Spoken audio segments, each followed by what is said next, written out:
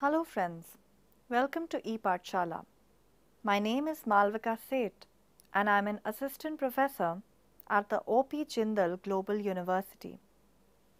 I will be discussing the module titled The International Covenant on Economic, Social and Cultural Rights.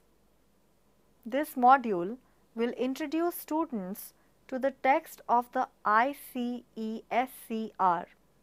the debates surrounding its enactment, the nature of the obligations it sets forth, and some criticisms regarding its drafting and enforceability.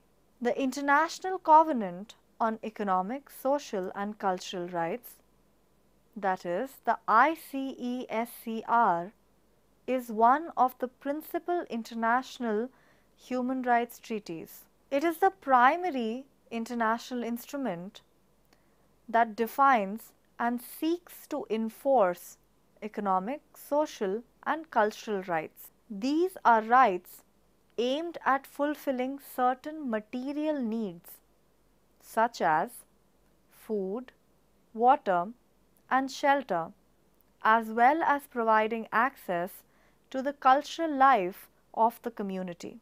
The expected learning outcomes of this module are as follows. After completing this module, students should know and understand first the ICESCR's historical origins, second, the ICESCR's structure and key provisions, and third, state parties to the convention and concerns with enforceability. The first part of the module discusses the history of the ICESCR. The International Covenant on Economic, Social and Cultural Rights is a multilateral treaty ratified by most of the United Nations member states. The treaty sets forth and seeks to enforce a range of economic, social and cultural rights. This part of the module discusses the history and the debates surrounding its drafting. Following the devastation of World War II, the United Nations was created in 1945 and given the task, among others, to reaffirm faith in fundamental human rights. This led to the creation of the UN Commission on Human Rights, that is, the CHR, in 1946. The Commission drafted the Universal Declaration of Human Rights, which was announced by the UN General Assembly in 1948. While the UDHR provided an aspirational and comprehensive declaration of rights, it did not have any legally binding force at the time.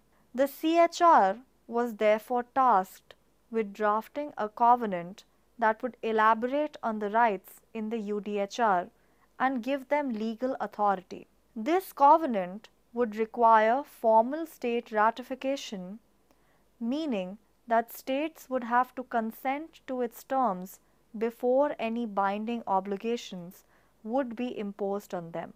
However, due to political differences, the CHR was unable to develop a single binding covenant. Negotiations over this instrument took place against the backdrop of the Cold War, which pitted the Western Bloc, that comprised of the United States and Western Europe, versus the Eastern Bloc, that comprised of Soviet Union and other socialist states. The delegations representing the Western Bloc favored two separate covenants. They argued that civil and political rights were fundamentally different from economic, social and cultural rights. In particular, they believed that economic, social and cultural rights were more difficult to implement and enforce. The Eastern Bloc, however, sought to preserve the ESCRs within a single covenant, arguing that all human rights are indivisible and interdependent. The Western Bloc eventually prevailed. The CHR drafted two separate conventions that were introduced and opened for signature in 1966 and came into force in 1976. They are the International Covenant on Civil and Political Rights, that is, the ICCPR, and the International Covenant on Economic, Social and Cultural Rights. Along with the UDHR, these two covenants form the International Bill of Rights, which is the core instrument of international human rights framework. The second part of the module discusses the structure and key provisions of the ICESCR. The ICESCR consists of a preamble and 31 articles that define and establish a range of economic, social and cultural rights. The preamble makes clear that the ICESCR builds on the purposes and aims of the UN Charter and the UDHR. Drawing on the UN Charter, it recognizes the inherent dignity and the equal and inalienable rights of all members of the human family, is the foundation of freedom, justice and peace in the world. It then cites the UDHR to proclaim that the ideal world where all human beings enjoy freedom from fear and want can only be achieved if conditions exist wherein everyone can enjoy the full spectrum of human rights, including civil and political rights as well as the ESCR. Article 1 of the ICSCR is identical to the corresponding article in the ICCPR. It provides that all peoples have the right of self-determination. By virtue of that right, they freely determine their political status and freely pursue their economic, social and cultural development. Article 1 goes on to state that in no case may a people be deprived of its own means of subsistence. This provision was aimed at ending colonial occupation. In particular, it targeted Western colonization that had been brought under European control large swaths of Africa, Asia and Latin America since the 19th century. Despite its noble intentions, this provision is problematic for at least two reasons. First, it grants the right to self-determination to peoples. This deviates from the UDHR and other articles within the ICESCR, which grant rights to individuals, not groups, and are premised on the notion that each individual is entitled to an equal and indivisible set of human rights based on their inherent human dignity. Article 1, therefore, poses some theoretical difficulties. What does it mean for peoples to have rights? Are peoples to be understood as simply an agglomeration of individuals? If so, why not declare that everyone has the right to self-determination? The second problem with Article 1 is that it does not clarify which groups qualify as a people to be granted the right to self-determination. This provision must be read in conjunction with the UN Charter, which makes clear that the territorial integrity of UN member states is a priority. Thus, while Article 1 prohibits colonization, it does not seem to authorize groups within existing nation states to secede and form new states. Take, for example, an oppressed minority group within a state that seeks its independence. This group might have strong arguments in favor of secession, but it would not qualify as a people under Article 1 of the ICESCR. Interestingly, India ratified the ICESCR with a reservation that confirmed this narrow interpretation of Article 1. India declared that it understood Article 1 to apply to the peoples under foreign dominion and that these words do not apply to sovereign independent states or to a section of people or nation which is the essence of national integrity. Article 2 of the ICESCR sets forth the general obligations of each state party to the covenant. These obligations are very broad and leave much room for differences in development and capacity. For instance, Article 2, Clause 1 establishes that every state party undertakes to take steps individually and through international assistance and cooperation, especially economic and technical, to the maximum of its available resources with a view to achieving progressively the full realization of the rights recognized in the present covenant by all appropriate means. Thus, states are not required to fulfill the economic, social and cultural rights of their citizens immediately or even in a specified amount of time. They must simply undertake to take steps towards fulfilling those rights in the future. This notion of progressive realization is central to the conception and enforcement of economic, social and cultural rights. It is based on a distinction between negative and positive rights. In short, civil and political rights such as the right to free speech and the right to life are considered negative rights because they can largely be fulfilled through state inaction. For instance, if the state refrains from passing laws that limit speech, then the right to free speech is largely upheld. By contrast, ESCRs are viewed as positive rights, meaning that the state must take affirmative steps to fulfill them. Take, for example, the right to food. If the state does not provide food or access to food to those in need, their right to food will be violated. Thus, unlike the right to free speech, mere state inaction will not suffice. The state must act positively towards fulfilling this right. The distinction between negative and positive rights is contested and in many ways is problematic. Nonetheless, it is important to understand this distinction in the context of Article 2 of the ICESCR.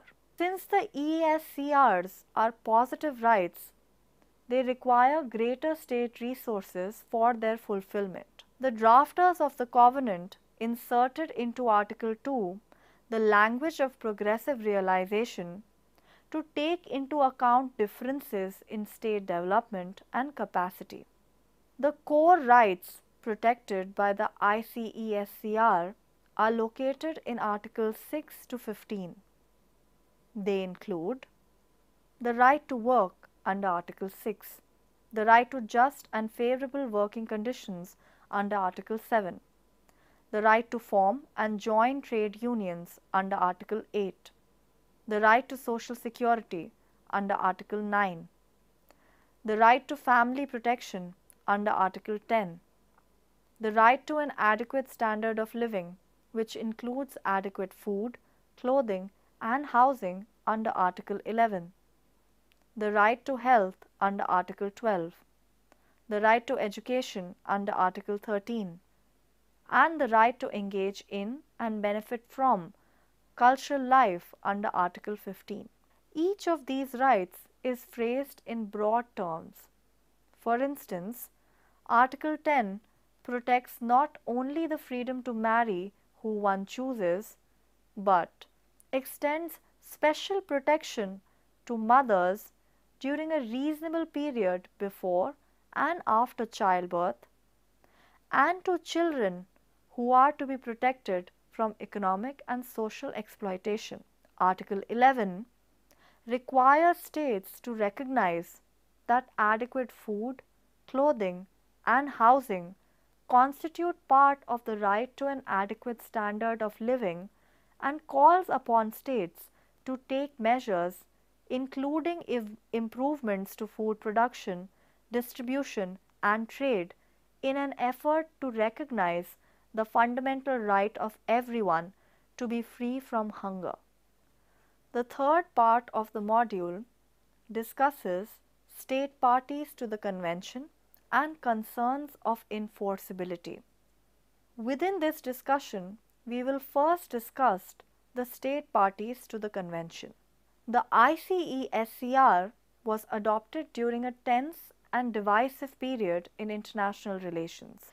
As discussed, political disagreements during the Cold War led the UN Commission on the Human Rights to draft two separate human rights covenants rather than a single, comprehensive instrument.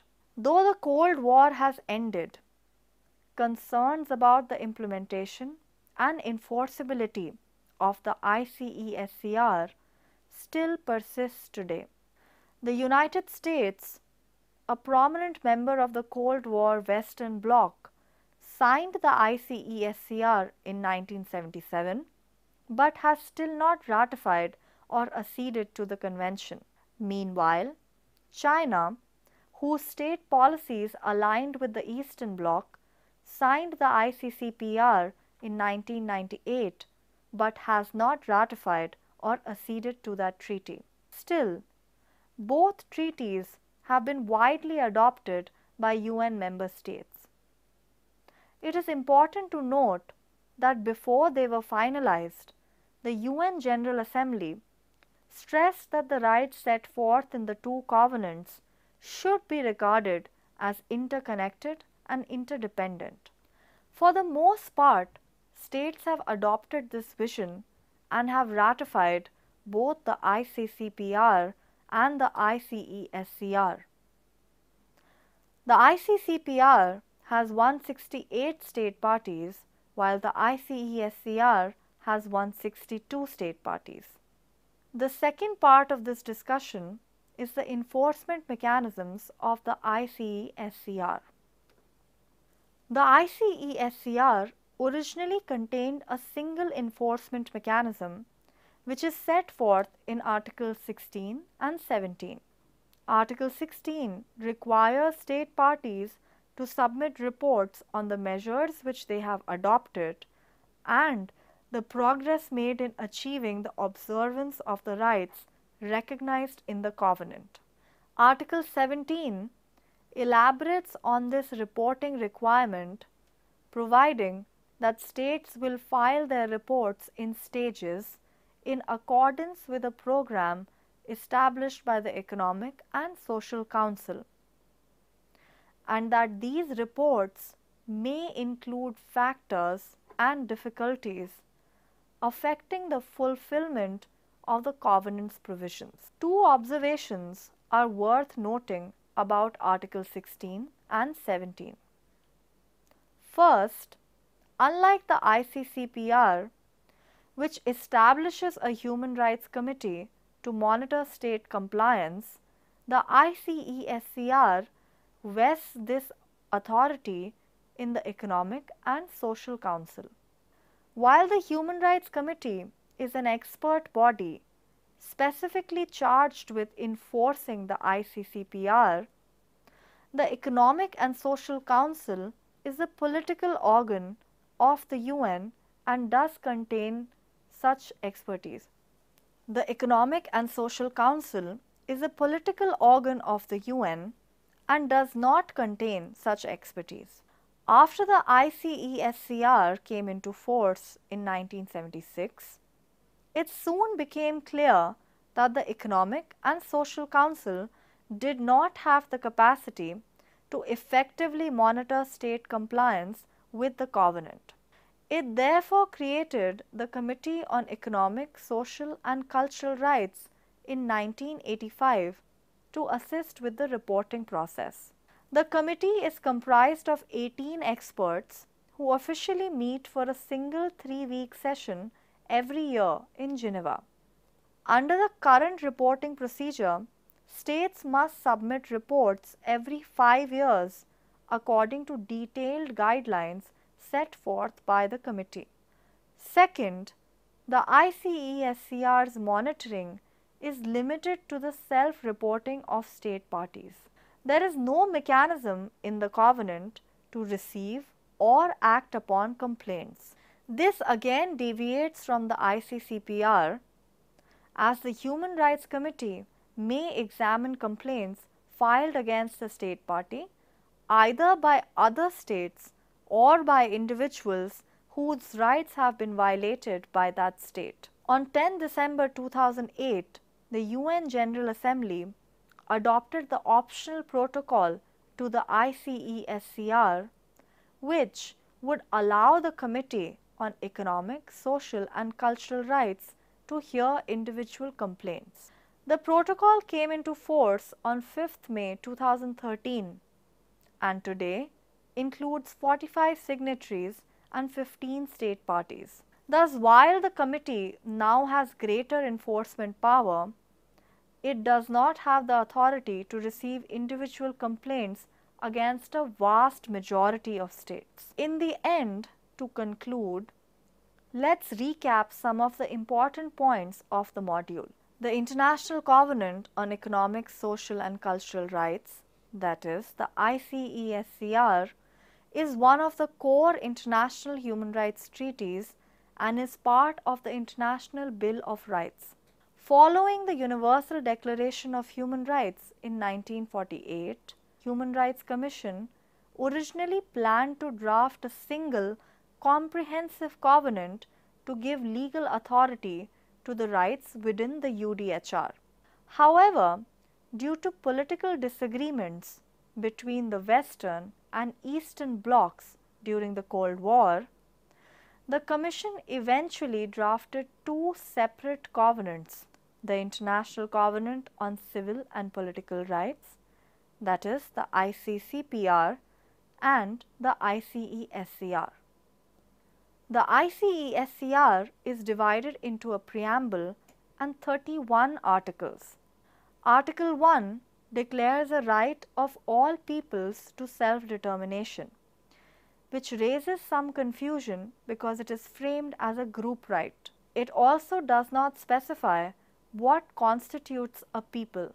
This provision is generally understood to prohibit colonial occupation, but not to authorize subgroups within nation states to declare their independence. India signed and ratified the ICESCR with a reservation that confirmed this narrow meaning of Article 1. Article 2 establishes the obligations of state parties to the covenant. It requires states to undertake to take steps towards achieving progressively the full realization of the rights set forth in the covenant. This broad aspirational language accounts for differences in resources and capacity among state parties and responds to concerns from the Western Bloc on the difficulty of implementing and enforcing economic, social and cultural rights. Articles 6 to 15 set forth the core rights of the covenant. These include the right to work, the right to health, the right to an adequate standard of living, and the right to culture, among others. Concerns about the implementation and enforcement of the ESCRs persists even today. The United States has still not ratified the ICESCR despite becoming a signatory in 1977. Still, most states in the international community have signed and ratified the covenant.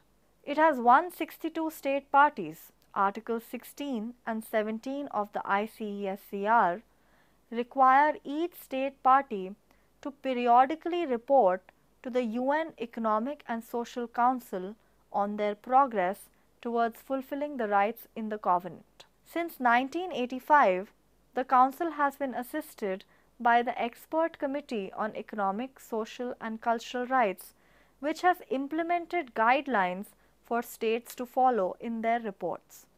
However, unlike the ICCPR, the ICESCR does not include a mechanism through which individuals and other states may report violations.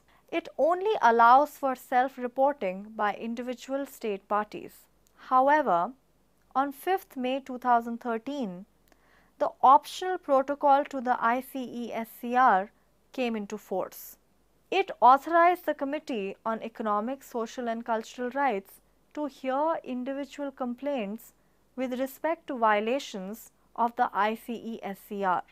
It currently has 45 signatories and 15 state parties, meaning that individual complaints cannot be reported against the majority of states. With this discussion, I hope you have been able to understand the important aspects of the International Covenant on Economic, Social and Cultural Rights.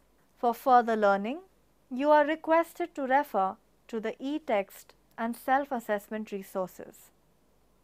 Thank you for listening.